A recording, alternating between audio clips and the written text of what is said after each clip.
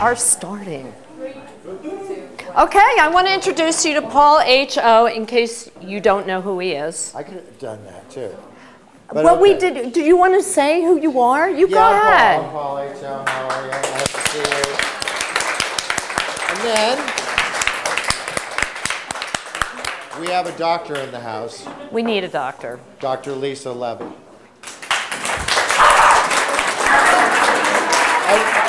So, what we were saying though that it was good to have a doctor in the house because why? Because, you know, in case like our patient, I mean, well, you think of them as guests. I think of them as patients, really. But, you know, things with you around Paul, you know, interviewing them, like people could like lose it or something, and you need to have a psychiatrist around. If you're feeling, you know, if any sort of stressful moments come up, you know, or you're having a seizure or something like that.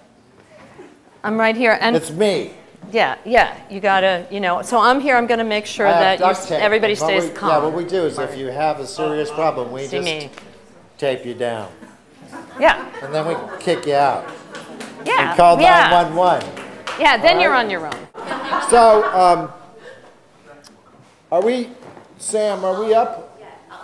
This is Oliver Wasow's work right here. Oliver! Hey! Now, wait a minute. So your work is right there. Now, the reason I really, you know, got connected up and wanted to have Oliver on with us, though, is because of Facebook. Yeah, what is that, Paul? Why are these all your friends? Why did you want to have... who of you, I mean, I know several, like Chris Lee, is a pretty popular man about Facebook and has even been removed from Facebook. He's so popular. That's because he's a pornographer. He's a pornographer. Do you want to see any dirty pictures? Ann Magnuson got booted off the other day, right? Ann Magnuson got booted off for redoing a cover of, what was that? Oh, it was like a Roxy something, Roxy music cover, yeah. So stupid. Because she didn't have a top on, and she was doing the same thing. You know, there was the two girls, right? And they had their hands over their breasts. You barely saw it. I mean, I looked really close. I could hardly see it. She did.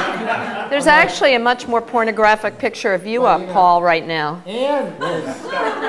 I'm telling you, Ann Magnuson is an incredibly great actress, and she's a real East Village person, who you know. I do. Pretty well, right? No. You don't know? It seems like the kind of person you would have known.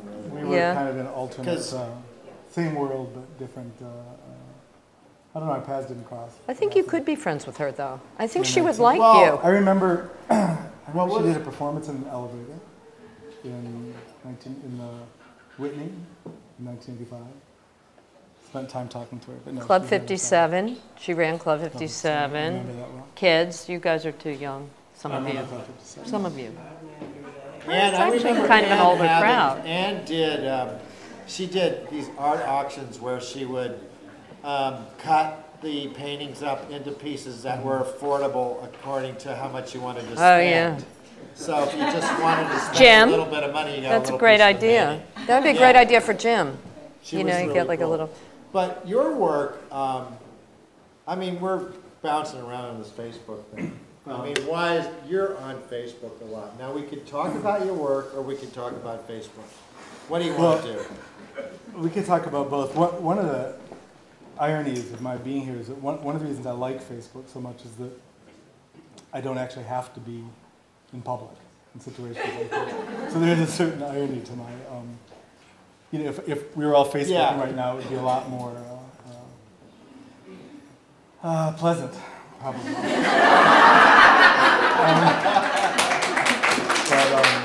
Oh man, but you just gotta roll. Yes, I mean this is a love fest. This is such a love fest. I was on Facebook in my pajamas, and this little window pops up, and it's Paul asked me if I want to do this, and I was like, I didn't know what this was. So I was like, sure, it sounds kind of fun.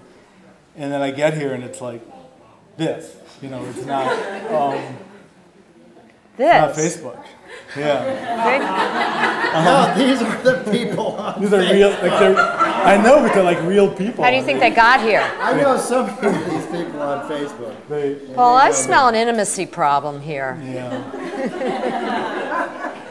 Hey, why not get it together and you know? What is it? Because this doesn't happen very often. These people like you. This is a kind of a one-shot deal, and so we don't get to bring out the people who we really want to talk to. Right. No, it's good. It's good. See, also, I don't live in the city anymore. And I mean, so the whole day has been, like, I walked my goats through the woods this morning. Wow. Like, I'm hearing this. It's very strange. Goats. But if you go on Facebook, you can see lots of videos of me walking my goats, which is... Right. Which is kind of nice. And I felt a kindred spirit with you. You were looking after goats, right? Oh, yes, that's right. You had to look after goats. You fed a few goats. I'm feeling guilty about it right now because it's kidding season. Oh, kidding. It's always kidding season. Not for goats. Well, it is for all goats. We have. Well, the Nubians I take care of, they're having babies now. We have Pygora goats, which are half pygmy, half Angora. Okay. So they look kind of like sheep, and they're very pygmy, like. Yeah, like little. But not from Africa. Is this jacket made out of that wool, or? No, I don't wear a jacket often, but kind of like Paul. So you have, they get very, they look like sheep, and then when it gets 90 degrees, like it did a couple of days ago, you have to shear them. So that's hard work. You did the shearing? Did you do it, My or wife, did you hire Dana did most of it. But anyway, all of this is only relevant in that just to sort of point out the strangeness of. So she's out shearing the goats, and you're on Facebook. I'm on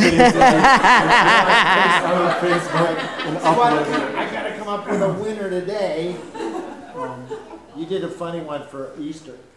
There was a statue there was something like a broken vase or a box. What was that statue? I don't know. I mean, one of the things that's happening from Facebook, actually, which is kind of nice, is that I post a lot of pictures, and they're all found images, which relates sort of to my own work. But a woman in Florida asked me and this other guy, John Monteith, who some people here know also through Facebook but don't actually know him, to do a show in a museum there of these found images. Oh, wow. So a lot of what I'm posting right now are sort of these literally, at this point, 5,000 pictures or so that we've collected of found images. Oh, wow. That sounds really neat. And where did you find these images? In the, internet flea market, just out there in the world. So just Googling, like, I want people around a dinner table at Thanksgiving kind of thing. Yeah. I mean, I think our only criteria is to sort of to avoid images that have already gone viral, to find images that have a certain obscurity? Yeah, like an unwritten narrative, so you can look at them. You but can a figure out narrative. what's going on, but some sort of implied narrative, and the authors aren't known. And there's a lot of irony and stuff. I think John Monteith did this really funny batch of like, it looked like 70s photos, and this guy and these three people were almost engaged in some kind of. Oh, they were having a dance or something. Yeah, it was. I can't describe it to you because. Never mind. But it was very provocative. It looked like it was during the 70s, right? Yeah, I mean, I think there's just a lot of amazing pictures. So when is your show going to be happening in Florida? I don't know. They're doing it to coincide with Miami Basel. Oh. So, I don't know. 2011. It's got to be like next December. Bummer, man. Oh, right? God. Next December, isn't that Miami Basel? Down there, I can't go to the Basel thing. Yeah, I didn't go. I've never been to. And you used to have a gallery. I did used to have a gallery. He used to have a gallery called C.A.S.H. Newhouse. It's funny because you were talking about the flat files here at Pearl. Yes. Mm-hmm. And I was talking to Hudson back there about when I used to run a gallery in the 80s, and I did a show in maybe 1980, or something called Cash and Carry, where myself and the other person I ran the gallery with, we just sat there all day making artwork and putting it on the walls, and we sold it for, we had like different categories, $1, $5, $10, and $25. And about 10 years ago, I was having just, a kind of crisis of creativity, and was just not having fun making art. And I realized that like kind of the last time I've had fun was like sitting there doing that, like when there was no pressure. I was just kind of doing stuff. So that led into a project that I'm working on now, which we were talking about before. Maybe can I? Oh yeah, this is up. Can I just get down here and do this? So has anybody ever heard of Wallace Nutting? I haven't. Anyway, Wallace Nutting did like. Well, you know everything, Hold on, Paul. you're not going to get to run the microphone. So What? Hold on, Paul. Here, you want me to? I have to, oh, okay. Ooh. Okay. Oh no, it's water. Here, do you want me to hold this for you? For I him? can't go any further that way. I'm stuck. I'm stuck. Speak. Just talk loudly. Anyway, Just talk loudly. So for those of you that don't know, Wallace Nutting. Okay. Wallace Nutting is this guy who lived in the middle of the 20th century. He sold more art than anyone ever. I mean, this guy was just making millions and millions of dollars. And he would take these photographs and he would hand paint them. And he had a factory of women. They're all women. I'm not sure what the relevance of that is, but cheap labor, I guess. And they would hand paint these photographs he took, and he sold them in department stores for like, I don't know, $1 or something, whatever the equivalent was. And just, he was a bit of a nut too. Like if you read up on the guy, he had a very strong, like his most famous quote is, "Everything new is bad." He was like really into, he would photo, I don't have any of his pictures here, but a lot of his pictures are of like women dressed up from the 19th century in front of fireplaces, spinning yarn and stuff like that. And he was like obsessed with the 19th century, and he was like this incredible Luddite. The irony, of course, being that he used photography, this like incredibly, mass-produced medium, to make artwork, which he then sort of gave the subjective touch to by painting on it and turning them back into like original artworks and then selling them. So I was thinking about that a lot, and then I was thinking about, I work a lot digitally, and I was thinking about how when you work digitally, it's kind of a similar process. You take these seemingly machine-made things, you subjectivize them through, That's okay. You subjectivize them, digitally. So I got the idea that I would do something similar to, he had a thing called the expansible catalog, where he would give this catalog to department stores all across the country, and it was expansible. They could keep adding pages every time he made new artwork. Anyway, he made millions and millions of pictures, and if you go online, you can read about them.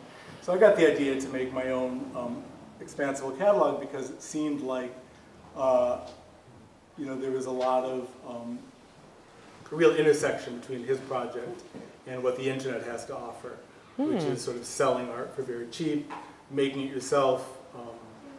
And that's what So a long we way. have that coming up with, that whole question's coming up with Hudson too. Right. So this is and I thought about it too when you talked about the flat file. So that's a long way of saying that in some ways that's the project that I've been working with a lot now, is making, there's a physical object too. I did a show at White Columns. So this is your oliverwasow.com expansible catalog exteriors. Right. Okay. So what people can do is basically if you go online, you can click on an image and you can buy them for like, through PayPal for $80 or something. They're very cheap. They're in editions of 100. And it's the same, again, ideally it's the same idea, sort of updated to contemporary. So you're the new Jim Nutting. But you don't have a bunch of women. Wasn't Jim Nutting a baseball player or something? He was Wallace. You got your woman out there with the goats, and then you're like, That's cool. I like that. So that's totally cool. So that's what that. So you have your prescription coming. Yeah. I spilled all your water. Well, really sorry. I wrote you one in the beginning that said, "Don't." Well, I'm a psychotherapist, so I'm trying to help everybody. Even though you don't need it. Well, everyone. Well, I don't know. I think everyone. And everything is beautiful and pastoral. So at first I was thinking that you shouldn't substitute Facebook for human contact, and that I was going to ask you to meet one new person every day. But then I started thinking that, wait, the real thing is between Can I meet them on Facebook? Because I've already had like 3 friends. I mean, shake their hands. But then I started thinking that, you know, between looking for all this stuff on the internet and your Facebooking, that what you really need to do is get out of the house. But see, I am. I live in the country. You must be indoors too much. I sit on the porch with my laptop, and I'm. It's not healthy. It's too much sitting. You and Marina Abramovic have the same problem. I can tell you that. He likes doing this. Anyway, so you gotta go for a walk. Do you have a dog? Walk your dog. I walk my goats. Okay. Yes, I have a dog. Well, take them all out for a walk. You need to walk. Thank you. But before that, just sit on down and catch the rest of the show. Okay, thanks. Thank you. That was fantastic. That was fascinating. I love that project. That's like opening up that's like a Pandora's box. Wow.